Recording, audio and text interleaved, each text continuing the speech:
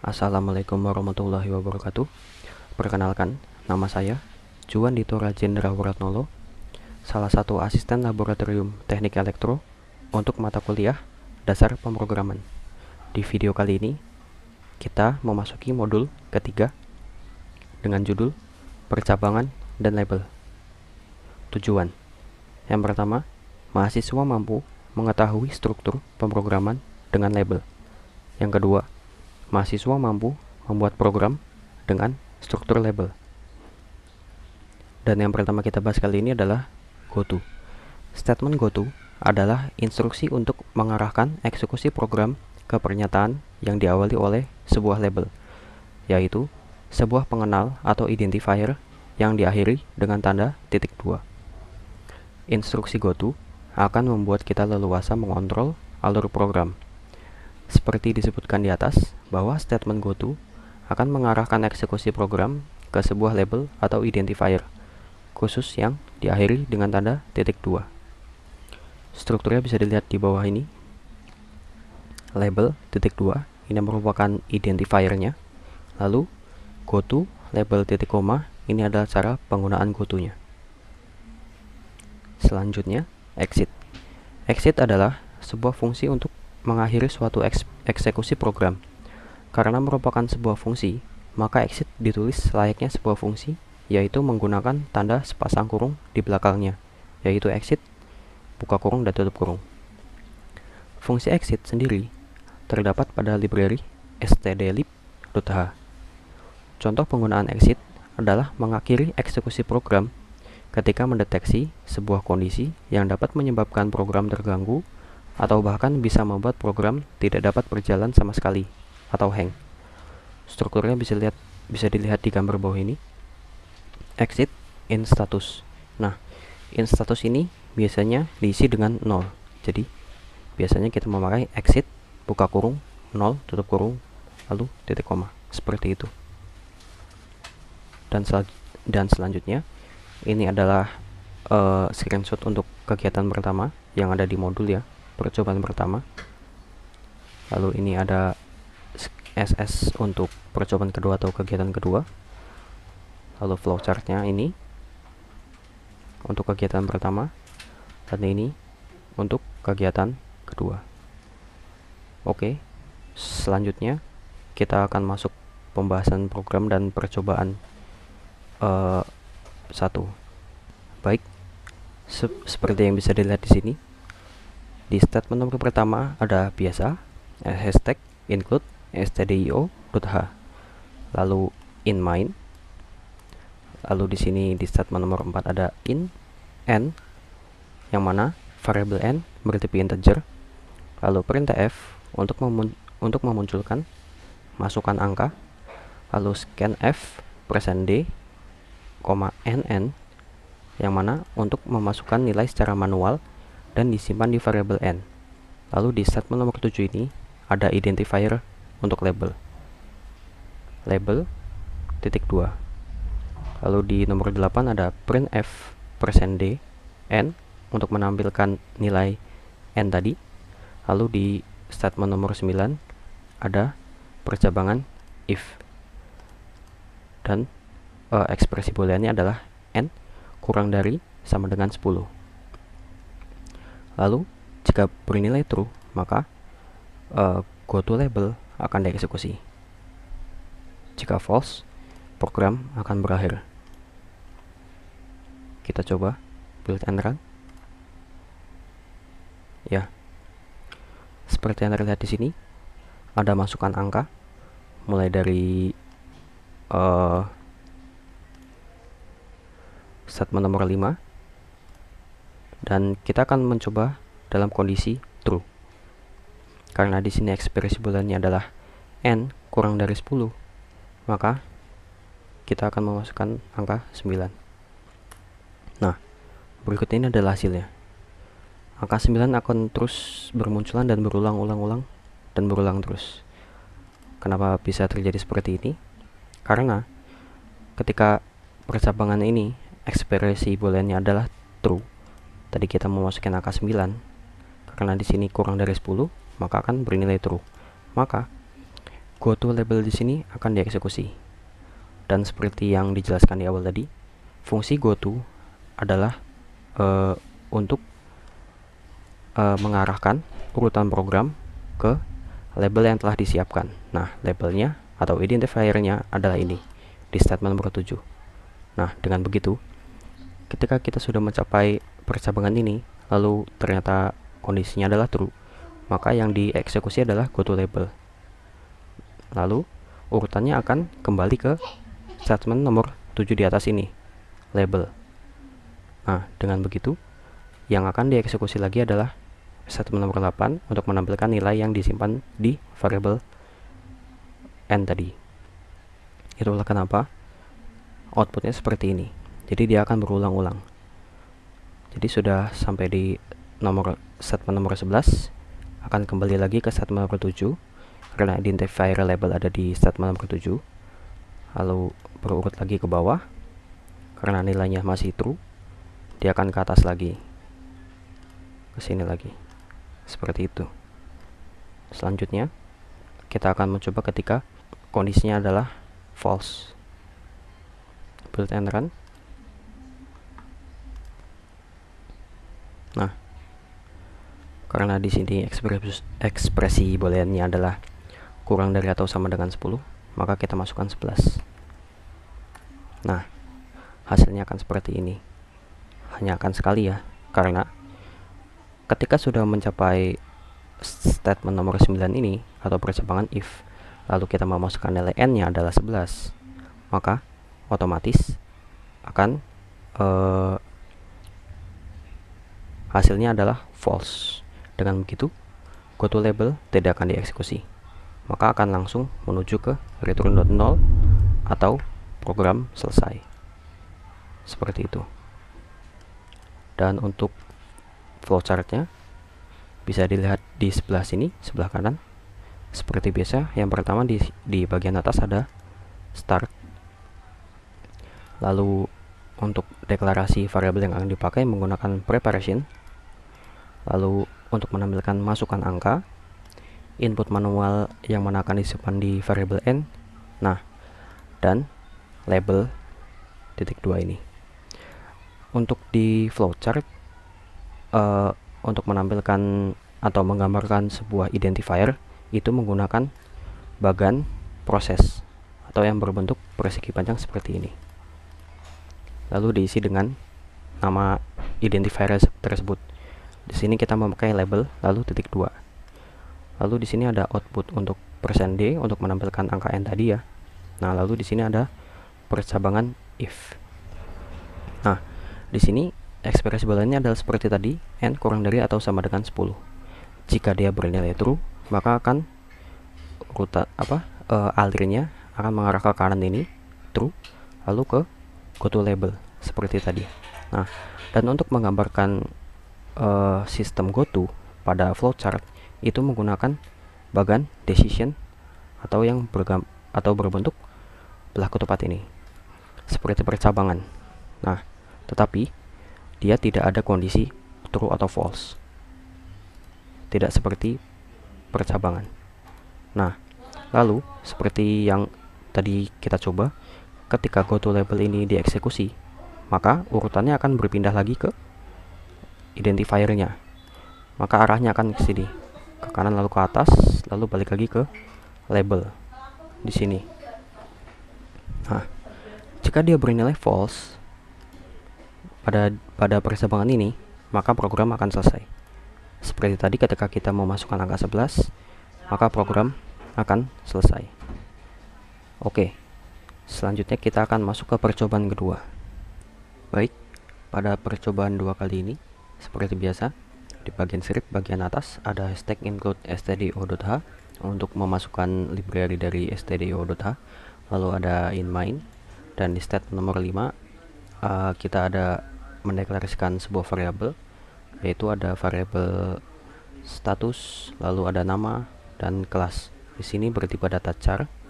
Untuk nama dan kelas itu dapat menyimpan sebanyak 30 karakter. Lalu di statement nomor 6 ini ada char name. Variabel name bertipe data char dan dapat menyimpan sebanyak 30 karakter. Lalu di statement nomor 7 di sini ada puts. Nah, puts ini fungsinya sama seperti printf. Jadi sama aja. Di sini untuk menampilkan praktikum dasar pemrograman, praktikum studi teknik elektro semester 2 dan Universitas Muhammadiyah Surakarta. Lalu di statement nomor 12 di sini kita ada printf untuk menampilkan lengkapi biodata di bawah ini.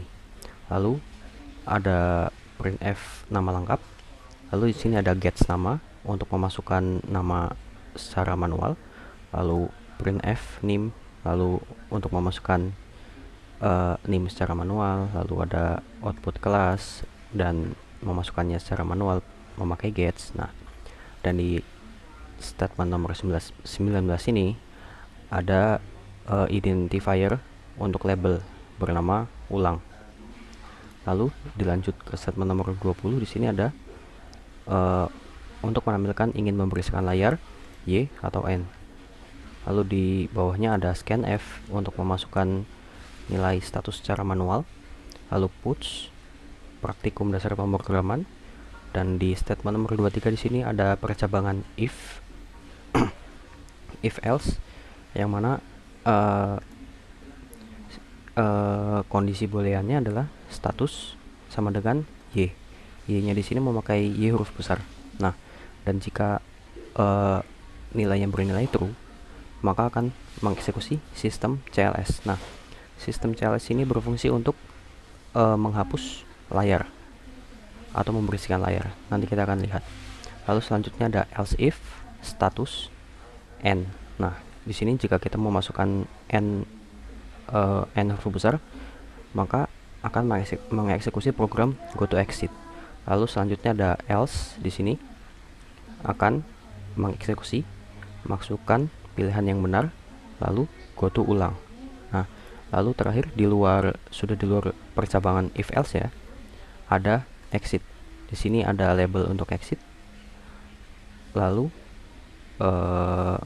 return .0 untuk mendeklarasikan akhirnya pemrograman. Langsung saja kita coba build and run. Ya, seperti tadi ya, untuk yang di awal tadi untuk menampilkan praktikum dasar pemrograman, program studi teknik elektro semester 2 Universitas Muhammadiyah Surakarta, itu kita memakai puts. Lalu nama lengkap kita pakai contoh nama, kita masukkan Dito, lalu namanya 105, kelasnya D contoh. Nah, di sini ada pilihan ingin membersihkan layar. Nah, di sini kita mulai di statement nomor 20. Untuk yang pertama ini kita akan coba memasukkan nilai Y atau karakter Y. Karena di sini Y-nya huruf besar, maka kita harus memasukkan juga huruf besar. Kita coba Y lalu enter.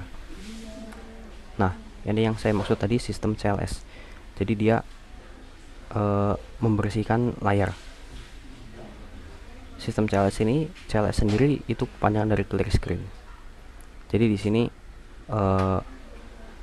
akan bersih, yang seperti tadi tampilan kayak praktikum dasar pemrograman, program studi teknik elektro dan yang lainnya sebelum sistem CLS ini itu akan dibersihkan. Begitu. Oke, selanjutnya kita coba memasukkan statusnya N. Kita isi dulu. Nah, kita masukkan N. Lalu enter. Nah, di sini ketika kita mau masukkan karakter N untuk status, maka yang dieksekusi adalah goToExit ini. Nah, fungsi dari goToExit ini kan seperti yang sebelumnya saya jelaskan. Jadi dia mengubah urutan dari pemrograman tersebut menuju ke identifier ya.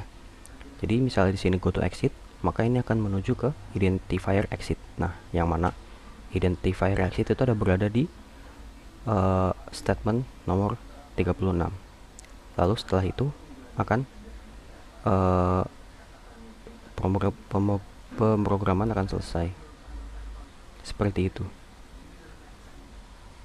Dan selanjutnya kita coba untuk memasukkan nilai status tidak di antara dua itu ya. Jadi bukan Y dan juga bukan N. Kita coba.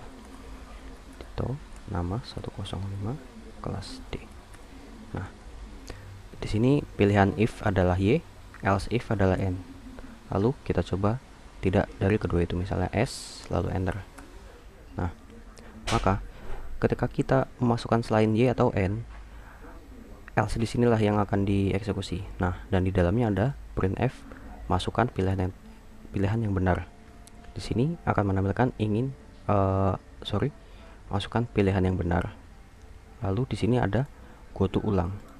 Nah, di sini akan mengarahkan kita untuk menuju identifier ulang yang berada di statement nomor 19.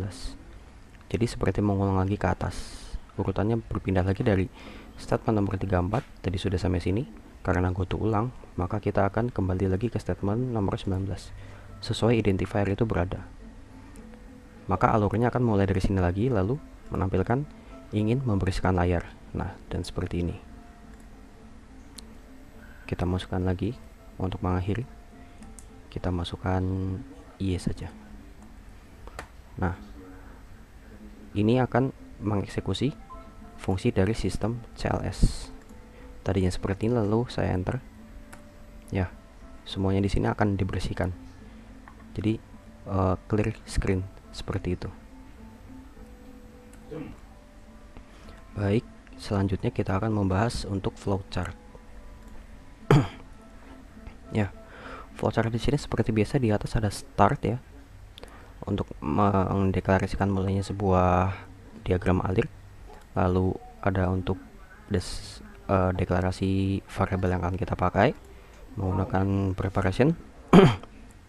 Lalu di sini untuk menampilkan tadi ya, praktikum dasar pemrograman, praktikum studi teknik elektro semester 2, lalu Universitas Muhammadiyah Surakarta. Lalu lengkapi biodata di bawah ini, nama lengkap, input manual yang akan disimpan di nama, lalu menampilkan name dan disimpan di variabel name. Nah, di sini ada konektor karena ini terlalu panjang, jadi saya buat ke samping. Karena sini konektornya bernama A, maka akan lanjut di konektor bernama A juga. Nah, di sini lanjut sini, lalu ke menampilkan kelas, input manual dan disimpan di kelas. Lalu di sini ulang. Nah, untuk menggambarkan identifier sebuah goto di flowchart itu menggunakan bagan persegi panjang atau proses.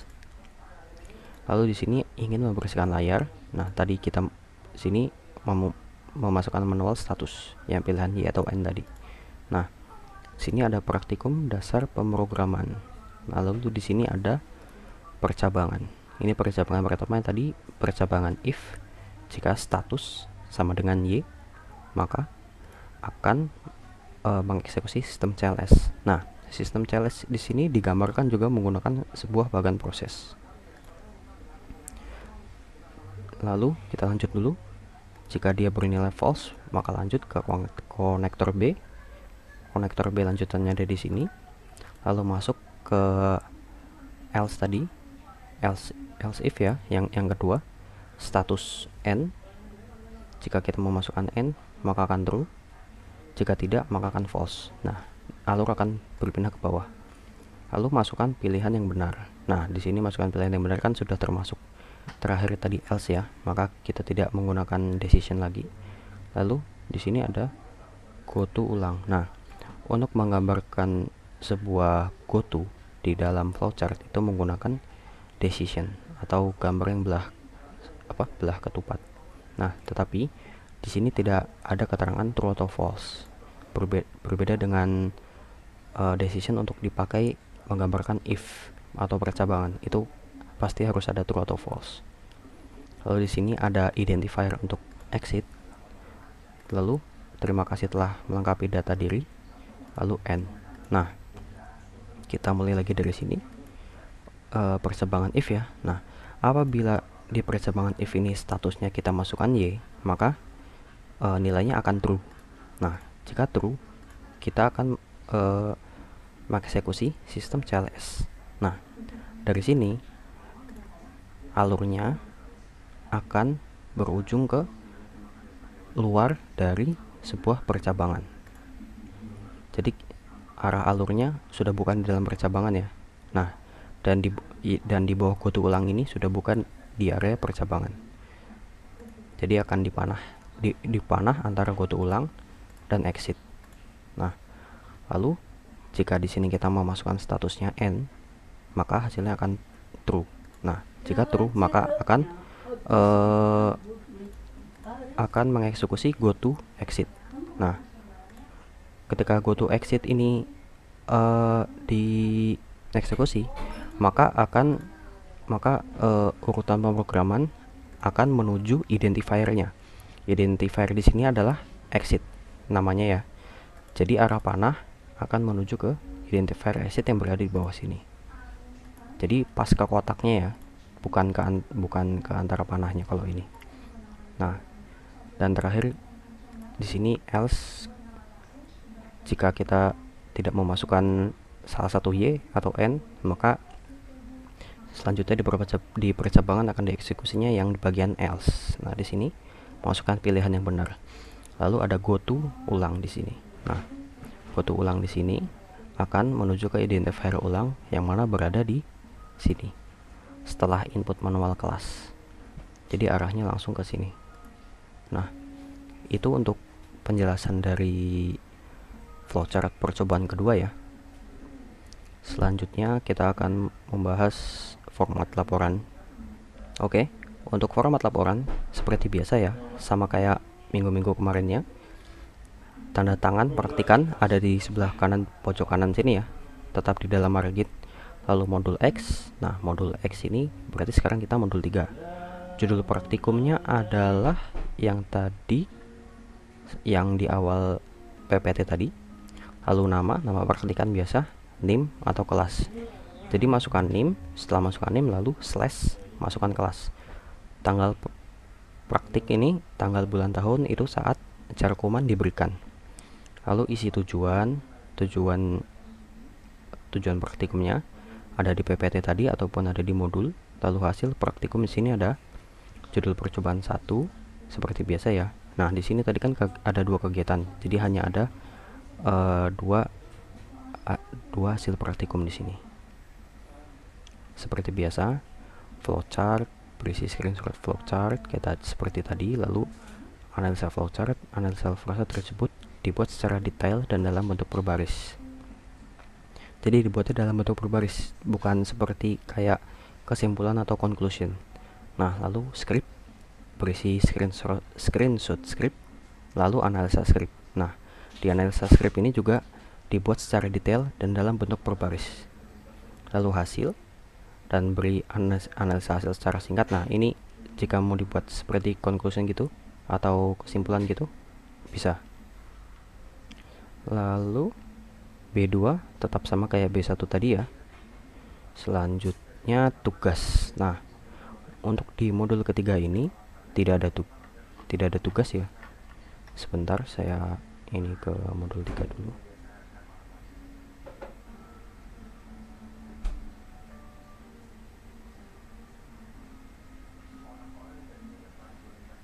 Ya, sini sudah masuk modul 3 ya. Nah, di modul 3 ini tidak ada tugas. Kali ini tidak ada tugas. Nah, lalu berarti di bagian sini bisa kita lewati.